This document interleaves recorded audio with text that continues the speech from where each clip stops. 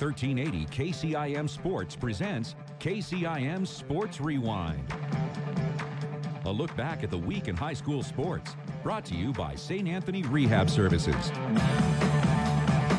Here's Sports Director Jeff Blankman, John Ryan, and Jeff Honnold. It's Tuesday morning again. Time to talk a little high school sports and more. Really? That's what we got to talk about? As the birthday celebration for one Jeff Honnold continues. It does keep going on and on and on. Yeah, you're like the birthday that just wouldn't end. You know, there's a lot of people do birthday weeks and months. I usually try to do half a day, but this thing just keeps dragging out on me here. We got an interesting little thing in the mail the other day. I don't know if you want to address this, Jeff. The other Jeff. Yes. Might want to show it to the camera. Yeah, Dan Pomeroy, our one fan. Yes, our one fan, along with Randy Snyder, I guess. But we'll see. We just count them as one together. Yes, yeah, they're a pair. Yes. But he sent us this nice thing, and we're going to go ahead and I'll just read it to the folks because it's not very long. Mr. and Mrs. Honnold. Now, this would be Jeff's parents. I don't want to say their names in case they don't want them on the radio. They don't care. Doug and Linda. Yep, Doug and Linda. It's because the other ones don't want to claim it. Okay. Mr. and Mrs. Doug Honnold are the parents of a son born January 21st at St. Anthony Hospital in Carroll. He weighed 7 pounds 6 ounces and at press time had not yet been given a name.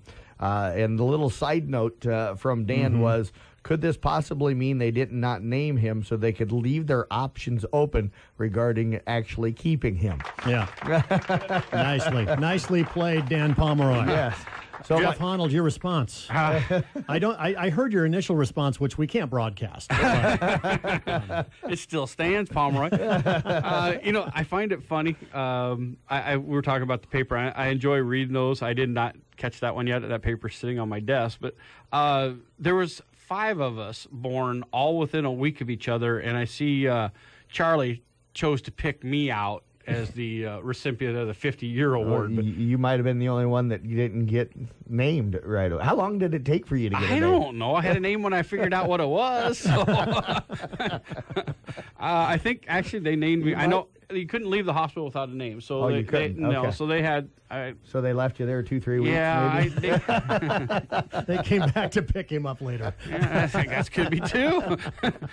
Actually, I think get a chance they'd send me back. But, all right, Super Bowl, Kat, this last weekend. Okay, world's most boring Super Bowl. No, Yes, it was not. It was a good too. Super Bowl. I enjoy defense, but that was boring. You love Nebraska bowling, so your vote doesn't really even count there. So I do enjoy defense, but that one was a tad bit on the that was just side. Pathetic offense by the Rams, especially. I mean, it was not good. Well, but I think you got to give Bill Belichick a lot of credit for the defensive game plan. He had Jared Goff on his heels all night long. Their offensive line was absolutely awful because they couldn't figure out where the pressure was coming.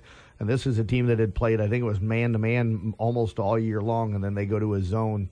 And the Rams had no idea how to counter it. So I give the credit to just a great defensive game plan. If you go back and look at everything that Belichick has done over his tenure, being with the Giants as defensive coordinator and how you give that guy a couple weeks to scheme you, you're in deep trouble. You just are. He's gonna find your weakness and he's gonna make you miserable. And again, I thought the Rams defense played really well. Yes, it did. I would have probably tried to hurt Edelman or at least have 2 guys hit him at the line, because one can't do it. You're gonna have to have 2 guys up there because he's too quick. But what a performance. I heard an argument when I was driving down the road on another show. They were talking about whether he is a Hall of Famer, and I was kind of on the side of no because his stats are horrible. But you look at, he is a gamer in every big game he has been. I think if you look at his stats, only behind Jerry Rice for catches and touchdowns in the Super Bowl, it's tough not to give it to him. It is. The only thing is, and this is not downgrading him because I think he's a great player, but you look at the receivers that have come through the slot through the Patriots since Belichick and Brady have been there. They always have a guy that just seems to catch a lot of passes and seems to get open, and everybody that's played that position has been a dominant player while he's been there. But they struggled mightily at the beginning of the year when he was on suspension. Well, yeah, I mean, absolutely. Nobody thought they were going to make it. They were 0-for, and then when he comes back, all of a sudden they go on the run. The struggle when Gronk was out, too. But 2 things. After the Super Bowl, I thought it was great. I saw 2 memes that were just phenomenal. Tiffany Young, who works on our staff here, she's afternoons on Kick 106.7, a Detroit Lions fan. I have yet to figure out why. That explains a lot out of Tiff, though. There was a picture online of SpongeBob SquarePants, and it said, SpongeBob Bob SquarePants has now officially been in more Super Bowls than the Detroit Lions have. So I immediately had to send that one to her. Second one was actually Donald Trump holding up a picture, and somebody had written on the paper, the New England Patriots will have a parade, and the Rams will pay for it. I saw that one. That was good. The other one I liked was a lot of them with Tony Romo and said, congratulations, Tony Romo, you finally made it to a Super Bowl. Yep, saw that one too. That was funny. So speaking of Super Bowl commercials, anybody have a commercial that jumped off the board? The one with the elevator one. It was a Hyundai commercial where they were first floor is root canals, and this one, and it goes to, it was funny. I missed that one. That was a good one. We'll have to search that one out online. They could have put Sports Rewind on that one too. Got to talk a little local sports here. I saw a tweet from Corey Meyer, head basketball coach of Coon Rapids Baird. They had a little interesting bus ride. Coon Rapids Baird did the other day. The parents and supporters of the basketball teams chartered a bus for Coon Rapids Baird to go to, was it West Harrison? West Harrison over to Mount Damon. About a 2-hour drive for them. So they thought, why not, treat the kids instead of riding on the school bus all the time. They had one caveat, though. On the bus, on this charter bus, they had to watch the show Hoosiers. The old Gene Hackman. That feels like a Pomeroy deal to me. Man, you talk about a great movie. Yes. I thought, well played to parents and everybody down in Coon Rapids. That's a cool idea. It is, absolutely. And luckily they went over there and they got a pair of wins. Their girls on a 2-game winning streak after picking up a win over Boyer Valley last night. So they're heading into the playoffs, which get underway on Thursday, playing their best basketball right now. So congratulations to them and to Caitlin Christensen, first-year head coach down there. Is really starting to get them kind of going and get them playing their best, and they've gotten better as the season's gone on. Absolutely. So speaking of girls basketball, also Taylor Huska just set a record for East Sac County. Yeah, she's become the all-time leading scorer at East Sac County.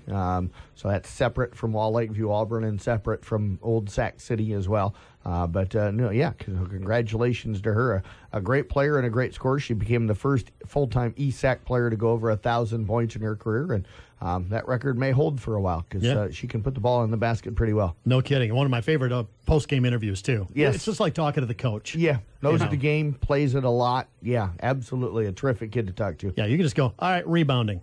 She just goes. Yes. That makes our job a whole lot easier. So congratulations to her. Yeah. Terrific player. And Jared Burks from South Central Calhoun getting an honor this week. You bet. He's going to be playing in the Shrine Bowl coming up in July. So congratulations. Mom's going to let him? I think so. Mm-hmm. That's quite an honor. I'm sure we'll have other kids. They haven't announced the roster yet.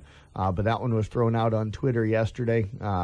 So I'm sure we'll have some other kids that will be playing in that game, and we'll announce them as soon as we can kind of find out who they are. All right, now, speaking of South Central Calhoun, I wanted to mention, too, Matthew Clark. Yeah. I went up and did the Newell Fonda games with them. That kid threw a couple of passes in there that I swear were like Sports Center top 10s. Yes. I mean, little no-look passes and just pinpoint passing. He was really on top of it. Yeah, he is. He has worked really hard at the point guard role. Goes to a lot of point guard camps during the off season and has really spent a lot of time to become as good as he is. Terrific shooter, but he sees the floor well, and he's done a really good job. Early in the year, he was scoring more. And now that they've had some other guys kind of step into those scoring roles, he's not scoring as much, but it's because he's distributing the basketball to their other scorers, and that's part of the reason why their boys team is so awfully good this year. And Zane Newbaum went for 30 that night. Yeah. He had a great ball game. Great year. Him and Jared Burks have been dominant inside, and then you've had, Homer March and Brendan Holder, a couple of guys that have scored as well. But he can step back out if they take away Newbaum or try to take away Burks. He can step out and burn you as well. So absolutely, Clark's doing a great job up there. Yeah, I did the game with Dave Burks, which Jared's dad, and Jared did not have a real banner game that night. Right. You ever just have those games, man, where nothing goes your way. That was kind of Jared that night. Picked up a foul and then bam, a second foul right away. Took him out of the ball game almost immediately. Right. Came back in and bang, 2 more fouls, and it was not Jared's night that night. And his dad was like, oh boy. But it was kind of funny to hear the parental reaction to all of that, and nothing that Jared really did wrong. Just you have those nights, man. You have those nights, and every now and then they happen. Yeah. All right, so we got something coming up called playoffs. Don't talk about playoffs. You kidding me? You're still doing playoffs? it. I'm proud of you. I just hope we can win a game. That's it's your birthday. I'm giving you one. It's against every fiber of your being to play that. It is. It does, because it drives me absolutely insane. But we will talk about the postseason coming up next on KCIM Sports Rewind. As the athletes at your house prepare for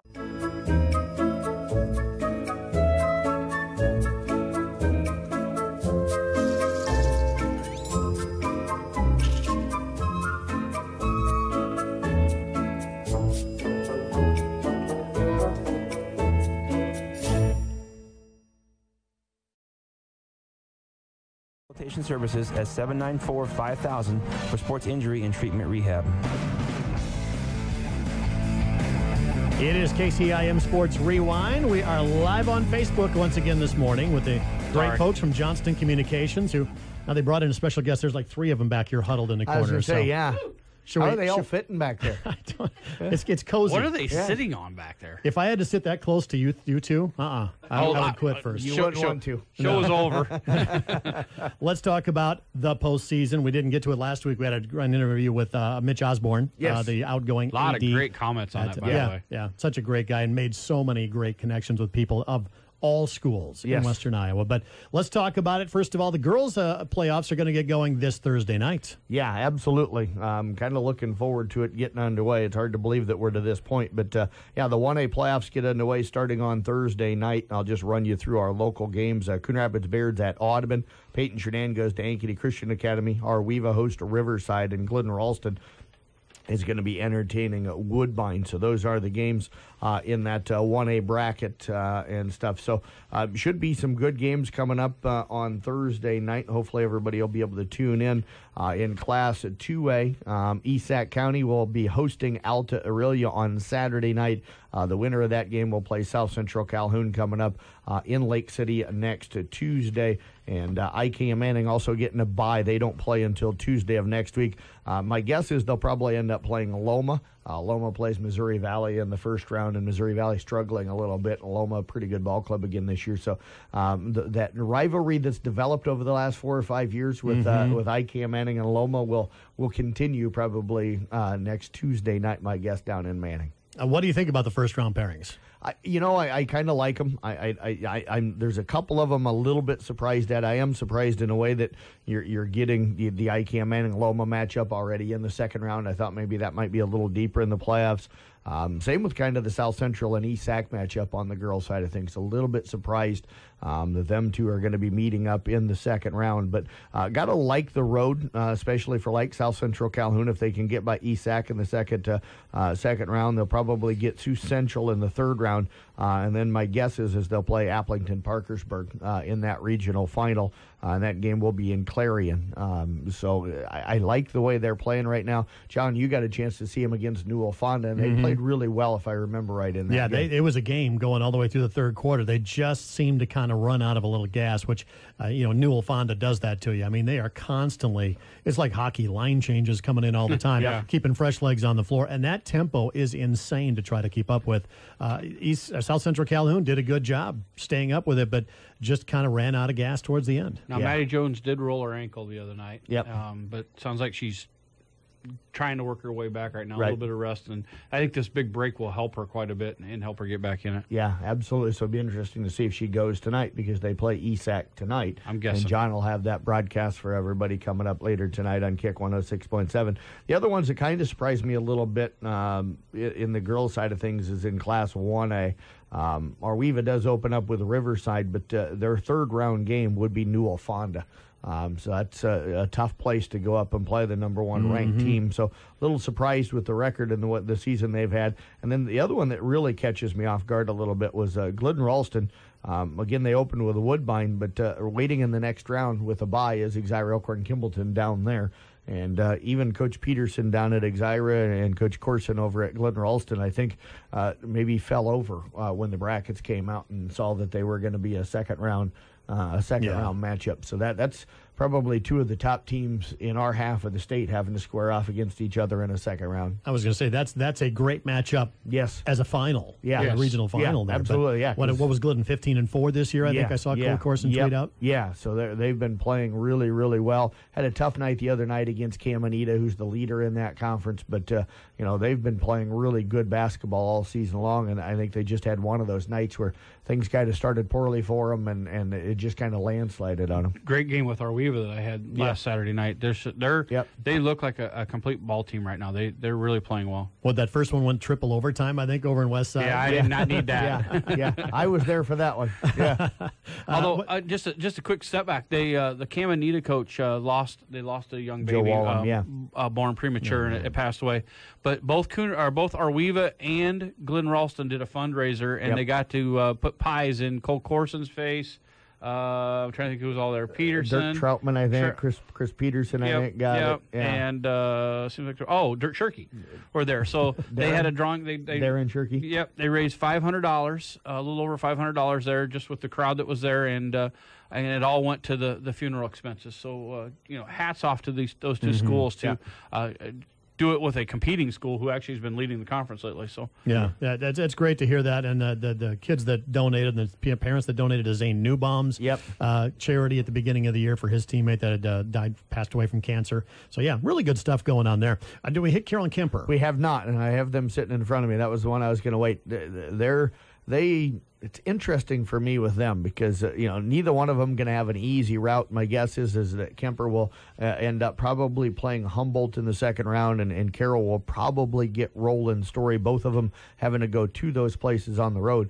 But with the way both of them are playing right now, Kemper finally has their whole team together, really for the first time since like week 1 of the season, and they hadn't practiced together at that time, so they're actually together now as a team and playing some pretty good basketball. I'll see them tonight over at Denison Schleswig. And Carroll suffered a loss last night at home against ADM, but they had won 6 straight prior to that. They played a whole bunch of games kind of here in a short period. Now, I don't know. I'd have to look at ADM's schedule. There's a lot of teams having to do that because of the postponements, but I really like the way they're playing, and I would not be shocked at all to see a Kemper against Carroll matchup in that regional final. Now, it's right now scheduled for Clarion, because they're anticipating Roland Story and Clear Lake, the top 2 seeds, being the teams to get in there.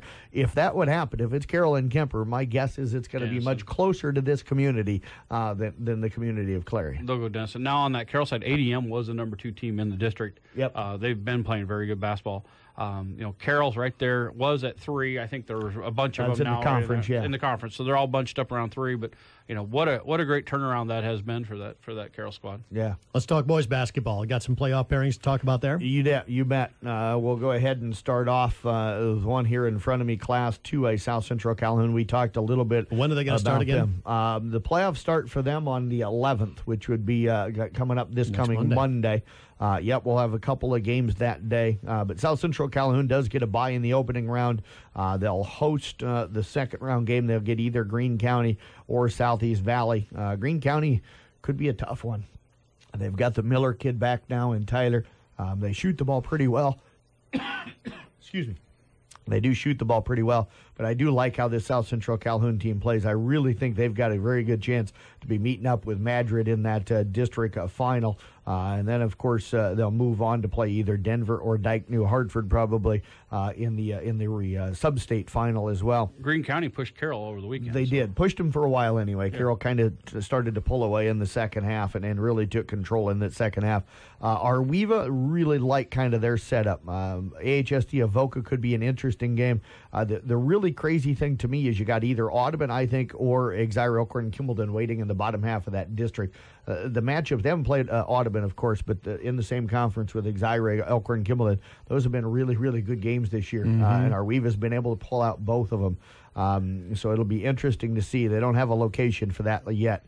But if those two end up having to play, that could be really interesting, and it could be tough for Arweva to be able to knock them off 3 times. But I really love this Arweva team. Keegan Simons has just been kind of a man amongst boys down inside here over the last couple of weeks. And then Wyatt Newman pulls down 17 boards last night. Yeah, now I watched Keegan against Glenn Ralston, and of course they had the game handily. So he started working on his drive moving and maybe more outside work, knowing that he hasn't gotten that much. So really working on his complete game, knowing he's going to probably need some of that going down the stretch. I tell you what, is there a team that anybody would pull more for? Arweva, they have been so close. They have. So many regional finals, so many good teams through the years. They just haven't been able to knock that door down. But you got to watch that Audubon team. I saw them at Underwood. And they're really good, and I haven't got to see IKM Manning, but that Audubon, if it's Audubon or Arweva, that's going to be a very interesting ballgame. It will, absolutely. And you get the second round, you get Audubon, Exira, Elkhorn, Kimballton. They played earlier this year down at Elkhorn, and Elkhorn and Kimballton won it fairly handily. But Audubon, I think just came off playing the night before. I don't know if they played very well that night. I look for Audubon to give them a much better game and maybe have a chance to win that second round. That's a good ball club. I saw them play Trainer last night. They lost that game, but they really kind of hung in there with the Trainer club. The biggest problem for them was Trainer's got a 6'10" kid, and literally all they do is bring the ball down the floor, and they would just throw it up high. They'd throw it up above the rim a lot of times and just let him go up and do it. Audubon was triple teaming him, trying to jump up with him, but he would just go up above him, and then he'd catch it. And a lot of times, what was interesting is means they were tripling him. The guy on the other side of the block, the Turks kid, was open. He'd catch the ball in the air and just flip it to Turks for an open layup. Either that or he'd catch it and shoot it while he was still on the air. Kind of hard to defend that when your tallest kid's about 6'2", 6'3", and they've got a 6'10" kid. So, that wasn't a good matchup for them down in the post last night, but I think that the way they play and the style they play, they can give a lot of teams some fits. How about the rest of the matchup field? Also in 1A, part of that same sub-state. So if Arweva or Audubon would advance, they could end up playing a couple more of our local teams. You got Glidden Ralston opens up. That's the game on Tuesday or on Monday, February 11th. They'll be up at Storm Lake St. Mary's. So we'll have that game covered for everybody. Peyton Sheridan, IKM Manning also in that bracket. They get a bye in the opening round. They'll open up next Thursday, February 14th.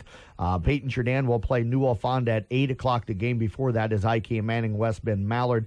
Just by looking at records and things, you got to kind of anticipate it'll be IKM Manning, Newell Fonda, back up in Fonda probably, or actually, at Sioux Central, Sioux Rapids, probably coming up in that second round. But IKM Manning struggles to score. That's been their biggest kind of downfall all season long. If they can't get Alex Lingle kind of scoring early, they struggle to put the ball in the basket sometimes. Otherwise, defensively, they are going to be in every single game because, it's so funny because you talk to people down there that knew Coach Wagner when they were young, and they say, he didn't play any defense when he was growing up, but he's a great defensive coach, and his teams are always really, really good defensively. They're always good defensively, but I'm a little shocked at the offense. I mean, they've always had a couple of scorers on this team. Yeah. They have. It's just not a team that shoots it real well. My nephew's a part of that team. I'm not trying to be hard on him or any of that team. It's just it, and I think the kids know it. They struggle to shoot at times, and they'll have games where they go out and knock things down, but there's just been a lot of games where they've had to win them 42-40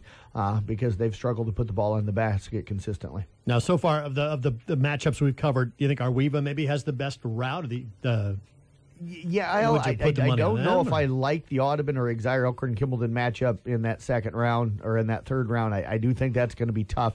They certainly can get there, and they got to be the favorite to come out of that. IKM Manning's got a nice route. IKM Manning, I think, has got a nice route to get. That second round game against Newell Fonda won't be easy. John, you saw Newell against South Central Calhoun. I haven't had a chance to see him yet, but I think they're a fairly nice ball club. Yeah, they're athletic. They get up and down the floor. They're kind of like the girls. They're just, they want to play a wide open style. Right. Yeah. So that one's going to be, if it's Audubon, if it's Newell against IKM Manning, it's going to be a contrast in styles because IKM Manning wants to keep it low scoring and defensive and kind of slow things down, and Newell's going to want to get it up and down the floor. So that one will be interesting. I do like South Central Calhoun's route. I think they've got a fairly decent route and stuff, and Arweva probably would be the other one that to me has a nice route. Coon Rapids Bayard, they're kind of, it's different for them this year. We're so used to them being in with like the Audubons and the Gliddens and the teams here locally. They shipped them completely away from the area. They go down to Ankeny Christian Academy to play Nottoway Valley on February the 14th. The second round matchup with them would be Ankeny Christian Academy, who's ranked in the top 10 right now. So that would be a tough second round matchup for Corey Meyer and the Crusaders. And then the other bracket that's out, I really like the third round matchup if we can get it. Kemper away BCIG would probably be my second round matchup. Kemper opens up on February 11th, and again, I'll have that game covered for everybody. They play Maple Valley Anthony Charter Oak Ute at Alta Aurelia at 6:30. I think they win that basketball game, and then they play a really athletic OA BCIG team. There's a sophomore kid over there. I watched them play IKM Manning earlier this year, a Dijon kid. He did a dunk that I have never seen at the high school level in this area. They were bringing the ball down the floor. Kid at half court throws him an alley-oop. He goes up off of the baseline, catches it with one hand, brings it back behind his head, and tomahawks it in. Wow. So very, That's very kind of stuff you see at D1 college. Yeah, absolutely. And he's just a sophomore. Wow. So extremely athletic team. They shoot the three really well. So that'll be a tough matchup. But Kemper, with that conference they play in, when you drop them down into 2A, is always prepared for the playoffs. But East Sac County gets a bye in the opening round. They'll play either Alta Aurelia or Missouri Valley over at Ida Grove in the second round. I'd like for them to come out of that, and I think you get either a great matchup with them and a rematch with Kemper, which they won at Kemper earlier this year in a really good game, or against OABCIG, and I think both of those could be really, really fun matchups. So it's going to be tough for ESAC to come out of that because of those teams on the top half, same with Kemper. But I really think that district final is going to be a great game no matter who of those three teams is playing in it. Do we know Carroll yet? I do not know Carroll yet. Those brackets have not come out yet. Who's on the other side of ESAC's bracket? Who's on the other side of ESAC? Whole Western Christian and West Sioux. Okay. So that makes sense. Yeah, yep. So they'll send them up to the Northwest as they've done for the last few years. But, you think about it, nobody expected Kemper to go up and beat Whole Western last year, and they were able to do that. So just because you see them on that side of the bracket doesn't mean that you can't get through it. So next round of the wrestling tournament coming up this weekend. In fact, 15 wrestlers making it through? I think 15 if I counted right. We'll run through those here in a moment. I do want to say something real quick before we go to the break. I'm glad to have the guys back doing the video here today. I do remember the last time they were here. Oh, yeah. You guys threw out that little thing. Thing. I thought maybe we were done doing video because I think that one got like 300 views because everybody, as soon as everybody heard that there was a possible date with me, nobody watched, which was really good. we had to hold the numbers down. I think the website crashed. It was so popular. I thought maybe I killed our video. I forgot about date with Blankman. There's a lot of people that forgot that. You get to go to any gym with Mr. Blankman, and a free bag of popcorn. It comes with that too. So we came close. Only if the concession stand gives it to me free. I'm still willing to let people log on and watch it just to get us to that 1,000 level. So we're nowhere close right now. I know that. We're a lot closer than you think. I think so. Around 850, 900. So we got more KCIM Sports Rewind coming up. Wrestling and swimming on the way. As the athletes at your house prepare for hard work.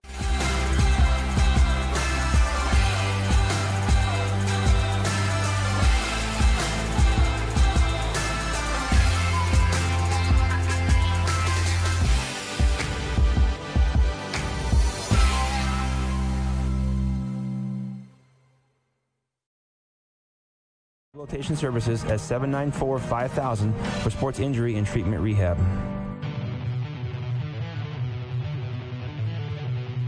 KCIM Sports Rewind. Don't forget you can catch a podcast available at carrollbroadcasting.com. Plus, we're live streaming right now on Facebook with the help of great friends from Johnston Communications. So you can either go to their Facebook page or the YouTube page with Johnston Communications or our KCIM Facebook page. Did they claim us as friends? Oh, sure. Wow, that wasn't real convincing. That wasn't very sincere. Let me ask, did they show up at your birthday party? Nope, they did not. Let's talk about wrestling and swimming. Let's talk swimming first of all. Yeah, we'll start off. Great job. Deb Danner and that team has really been excited about this season. They're extremely deep, so they really stacked the relays going down there. Now, the 200 medley relay did not qualify, but they finished fourth overall with Simon Peck, Matt Hanner, Jonathan Dose, and Trevor Danner in that district, but just outside of the top 24, so did not qualify for state. But Trevor Danner did make it in the 50 freestyle. He finished up in fourth. If I remember right, he's now 13th or something like that going into state, so really good for him. They also qualified two of their relays. The 200 freestyle relay was ranked in the top 10 going in.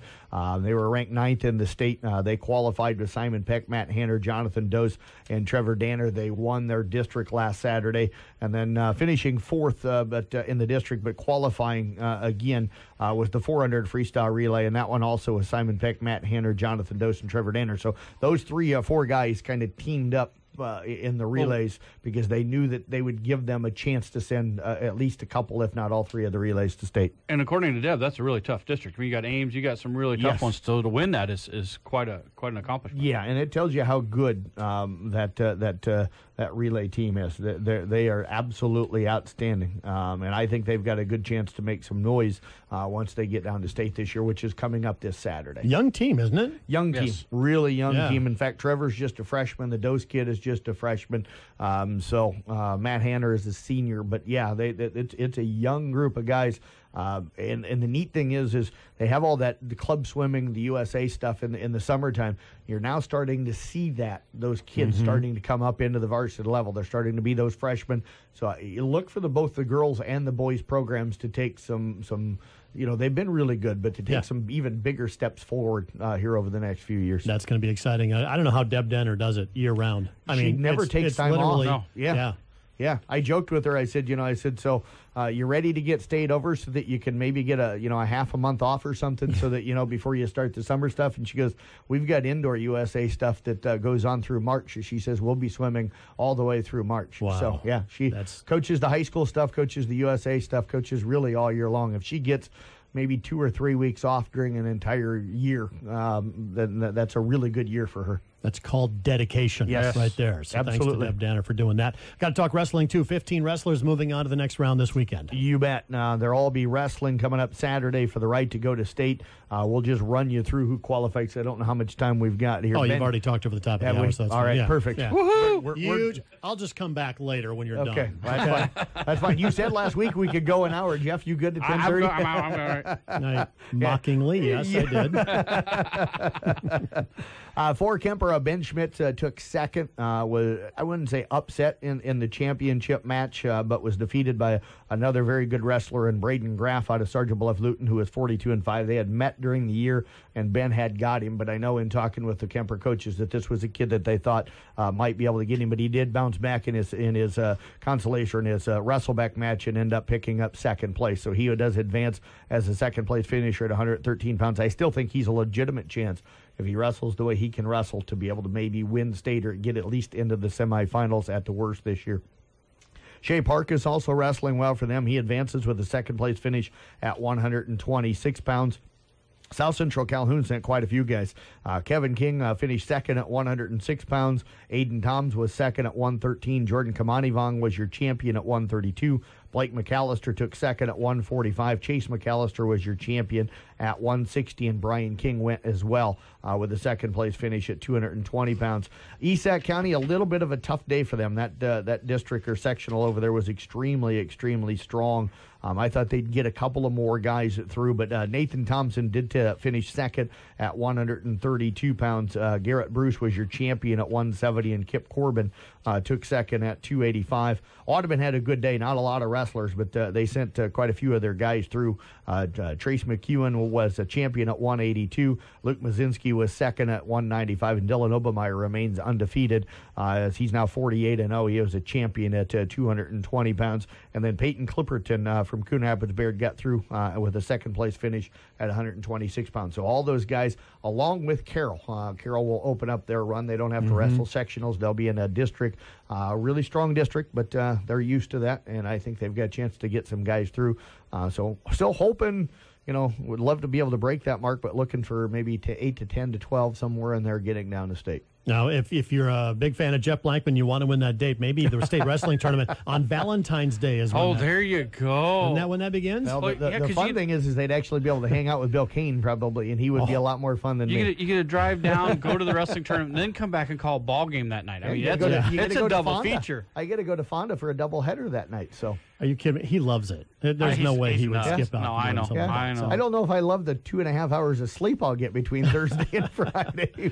But the rest of it's fun. Yeah, in between the rest of it's fun. By the way, all the coverage for the state wrestling tournament is going to be on Kick 106.7. Yes, we have basketball tournaments going on. That might conflict, but we will bring you those wrestling matches just as soon as we possibly can. Absolutely. Yeah, we'll do everything we can to get everything covered and get everything. So Bill Kane will stay down there while I go back to do basketball, and he'll still bring you the coverage of the wrestling matches. Bill Gross generally jumps up there and helps him out. So we'll get all of that kind of taken care of. Yeah, I think I'm kind of on standby in case I need to go down and help in Des Moines. So yeah. So and you can catch it all, of course, on carrollbroadcasting.com as we stream everything. So, man, busy couple of weeks coming up here. Yeah, absolutely. And then just want to mention, we'll get into it a little more in depth next week.